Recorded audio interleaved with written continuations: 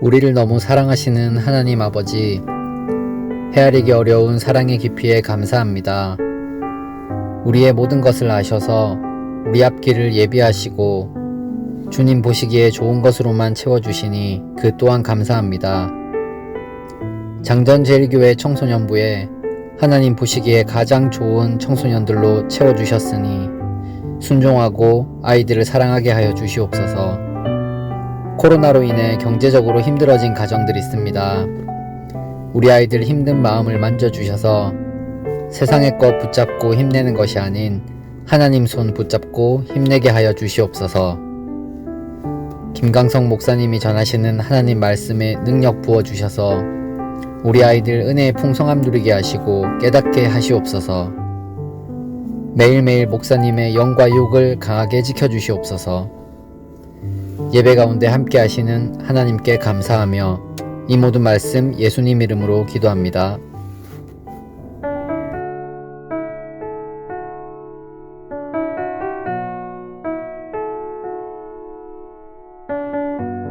배에 있는 우리의 수는 전부 276명이더라. 배부르게 먹고 밀을 바다에 버려 배를 가볍게 하였더니 날이 새매 어느 땅인지 알지 못하나 경사진 해안으로 된 항만이 눈에 띄거늘 배를 거기에 들여다 댈 수 있는가 의논한 후 닻을 끊어 바다에 버리는 동시에 키를 풀어 늦추고 돛을 달고 바람에 맞추어 해안을 향하여 들어가다가 두 물이 합하여 흐르는 곳을 만나 배를 걸매 이 물은 부딪혀 움직일 수 없이 붙고 고물은 큰 물결에 깨어져 가니 군인들은 죄수가 헤엄쳐서 도망할까 하여 그들을 죽이는 것이 좋다 하였으나 백부장이 바울을 구원하려 하여 그들의 뜻을 막고 헤엄칠 줄 아는 사람들을 명하여 물에 뛰어내려 먼저 육지에 나가게 하고 그 남은 사람들은 널 조각 혹은 배 물건에 의지하여 나가게 하니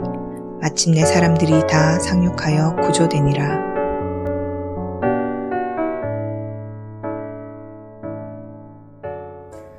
주일 예배에 나오신 여러분, 주님의 이름으로 환영하고 축복합니다. 여러분의 영혼이 잘된 같이 여러분이 범사에 잘되고 강건하기를 주님의 이름으로 축원합니다. 약속하신 것을 이루시는 하나님, 약속하신 것을 이루시는 하나님이란 제목으로 하나님의 말씀을 전하도록 하겠습니다. 막연하게 뭔가를 기다리는 것만큼 사람을 힘들게 하거나 또 불안하고 초조하게 만드는 것도 없다고 할 수 있습니다. 예를 들면 취업을 하려고 면접을 보거나 혹은 알바 자리를 구하기 위해서 사장님을 만났는데 나중에 연락을 주겠다라고 이야기를 해놓고는 연락 주는 것을 계속 미루게 되면 이 면접을 본 사람의 입장에서는요, 마음이 힘들 수밖에 없죠. 언제까지 답을 확실히 주겠다라고 하면 그래도 기다리는 것이 좀 수월할 수 있습니다. 확실히 된다는 보장이 있다면 그때까지 견딜 수 있도록 대책을 세워두면 되는데 언제까지 기다려야 하는지도 모르고 어떻게 될지도 모르면서 마냥 기다린다는 것은 굉장히 답답한 일이라고 할 수 있죠. 이 결정하는 사람의 입장에서는 기다리는 게 뭐가 힘드냐고 말할지 모르겠지만 이 선택을 받아야 하는 사람의 입장에서 보면 마냥 기다린다는 것은 마음을 졸일 수밖에 없는 일이라고 할 수 있습니다. 언제까지인지 알려주면 그래도 마음이 좀 놓일 텐데 기다리는 것 외에 할 수 있는 것이 아무것도 없는 사람의 입장에서는 답답할 수밖에 없는 것이죠. 요즘처럼 1년 가까이 계속되고 있는 코로나 바이러스로 인해서 어려움을 겪는 사람들의 입장에서는 언제까지 이 상황이 계속될지 알 수 없어서 답답한 것이 사실입니다. 2021년이 시작되었을 때쯤이면 이 코로나 바이러스가 끝났을 거라고 생각하면서 2020년 한 해를 버텨왔는데 해가 바뀌어도 상황이 나아질 것 같은 기미가 보이지 않는 것을 보면서 언제까지 기다려야 하는지 답답함을 느끼는 분들이 많이 계실 거라고 생각이 됩니다. 요 몇 년간 신문이나 뉴스에 자주 등장했던 말 가운데 하나가 갑질이라는 단어였습니다. 이 갑질은 높은 지위에 있는 갑이라는 사람이 낮은 지위에 있는 을이라는 사람에게 무례하게 굴거나 횡포를 부리는 것을 가리키는 말로 사용된 것입니다. 그러다 보니까 사람들이 어떤 상황에 처하게 되면 누가 갑인지 혹은 누가 을인지 묻는 것이 굉장히 자연스러운 일이 되었습니다. 오랫동안 하나님의 응답을 기대하면서 기도해온 사람들 중에는요, 기도의 응답이 없어서 하나님이 자신에게 갑질을 한다고 느끼는 경우도 있다라는 이야기를 합니다. 모든 것을 다 하실 수 있는 하나님께서 왜 어려움이나 고난을 겪는 사람들을 그냥 두시는지 이해할 수 없어서 그런 마음을 느끼는 것이라고 할 수 있죠. 그런 면에서 본다면 약속을 믿고 기다린다는 것은 대단한 믿음을 요구하는 것이라고 할 수 있습니다. 평소에는 우리가 그런 사실을 잘 못 느끼지만 특히 고난 가운데 있는 사람에게는 이 약속을 믿고 기다린다는 것이 보통 어려운 일이 아닙니다. 오늘 말씀에 나오는 바울과 함께 배에 타고 있던 276명의 사람들이 바로 그런 상황 가운데 있었던 사람들이라고 할 수 있습니다. 바울은 호위병들과 함께 로마로 가는 길에 그레데에서 베닉스로 가는 배를 타게 되었습니다. 바울이 사람들에게 폭풍을 만나 많은 타격을 받게 될 뿐만 아니라 생명도 위험할 수 있으니까 배가 출발해서는 안 된다라고 경고를 했었지만 이 백부장 율리오가 선장과 선주들의 말을 듣고 출발하게 되었던 것이죠.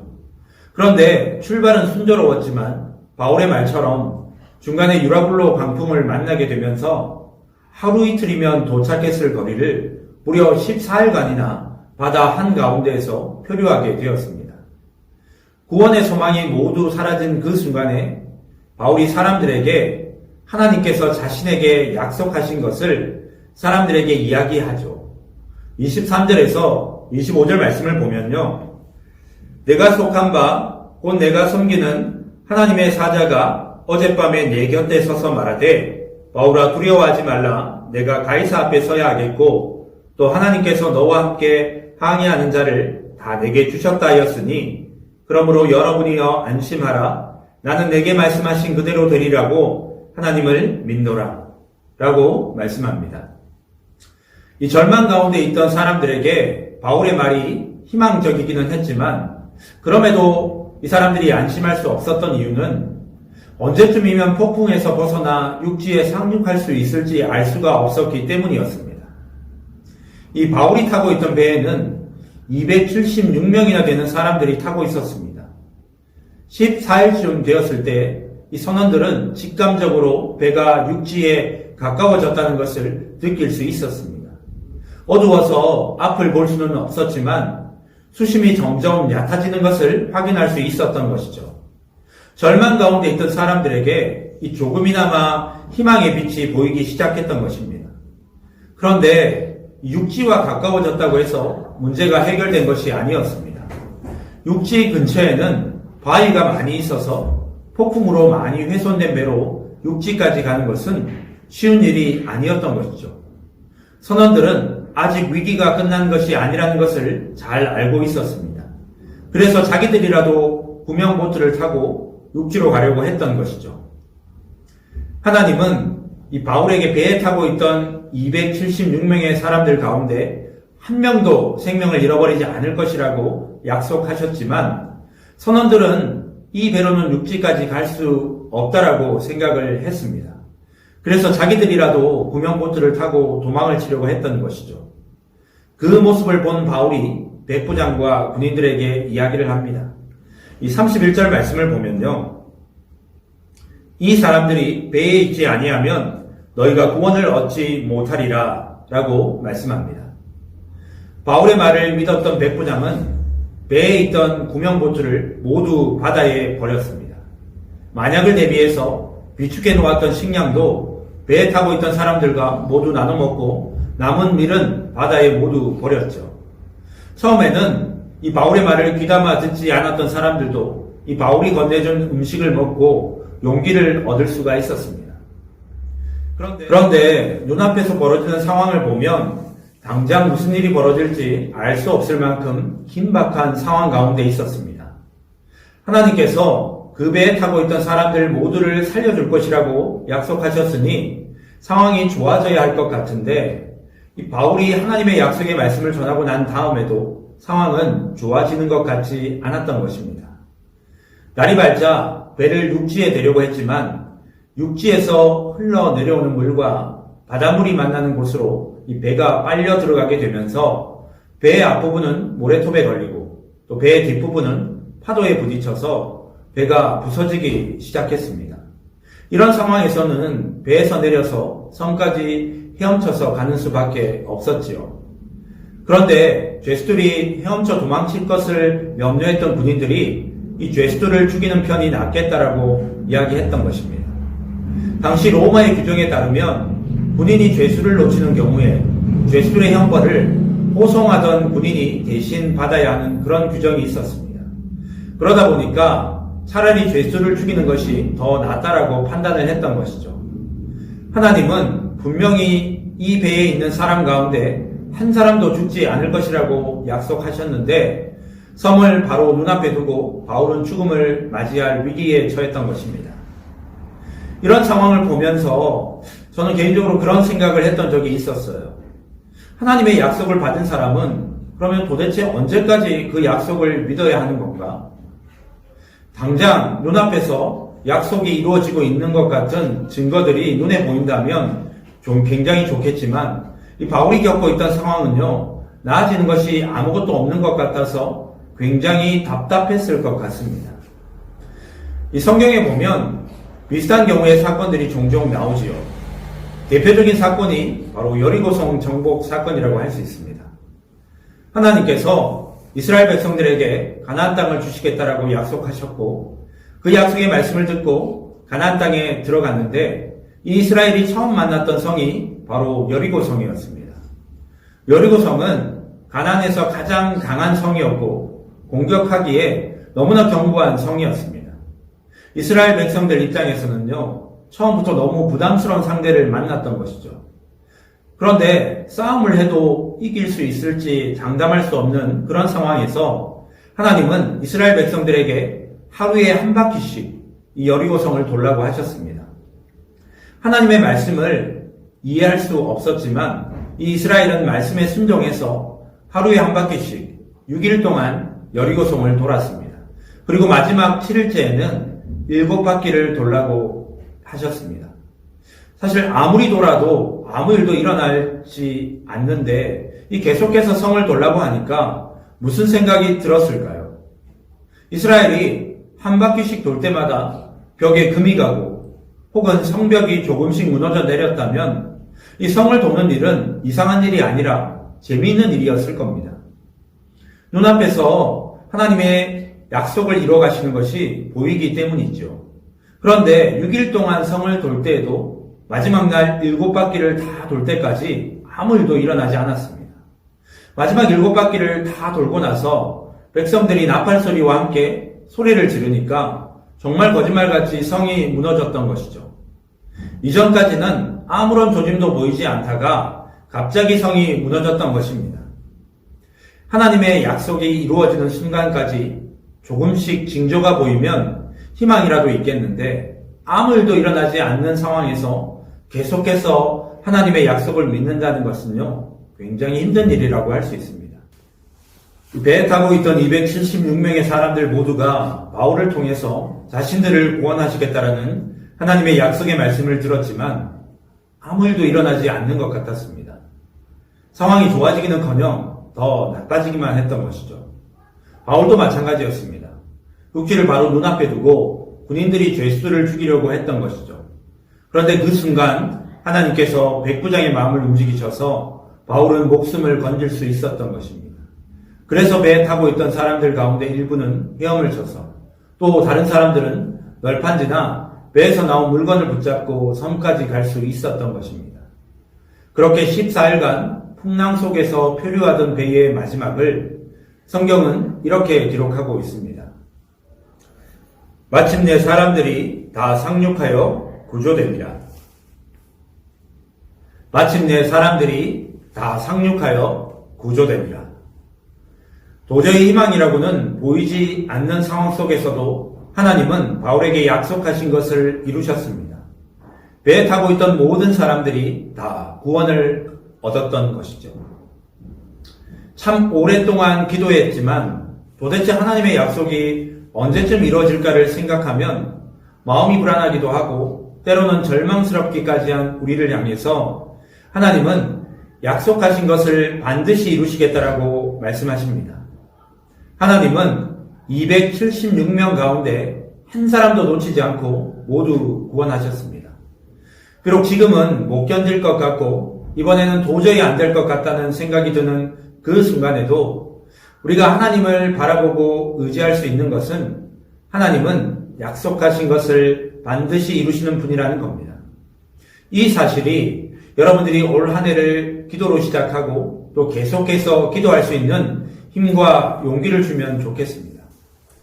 하나님은 약속을 이루시지만 그 약속을 이루도록 하기 위해서 우리에게 믿음을 요구하시는 분이십니다. 믿고 기도한다고 달라지는 게 있을까 생각하는 사람도 있을 수 있습니다. 오랫동안 기도했지만 내 문제는 해결되거나 응답받았던 적이 없었다라고 말하는 사람도 있을 겁니다. 그런데 기도는 응답받을 때까지 계속해서 해야 하는 것입니다. 약속하신 것을 믿음으로 붙드는 사람이 약속을 이루시는 하나님의 역사를 경험할 수 있는 것이죠.